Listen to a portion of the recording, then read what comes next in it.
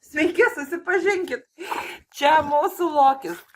Kad jisai filmuotųsi, aš jam skaniuką daviau. Štai, pažiūrėkit. Labas duok. Visiems labas. Jo vardas Lokis.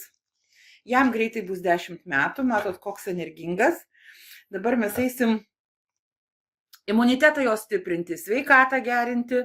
Kiekvieną rytą naudojam tokius lašiukus, tai yra imuniteto boosteris ir ne tik.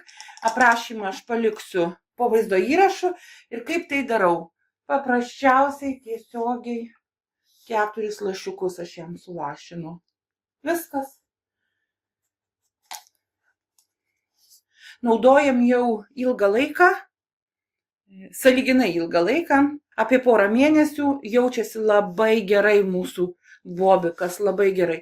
Iš tikrųjų, atsirado žvalumas, svorio truputėlį numetė, nes buvo viršsvoris. Šitam boosteryje yra gerųjų bakterijų 13 štamų, visą žarnyną sutvarko, virškinimo sistemą tvarko, virš 77 mineralų.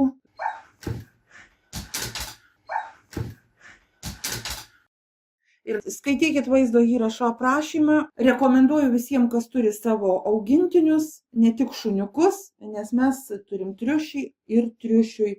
Taip pat irgi duodu šiuos lašiukus, tik aišku, jam lašinu į vandenį. Beje, šis boosteris nušarmina vandenį. Mylėkim savo augintinius, nes jie mums suteikia džiaugsmą. Taip, Lopeta?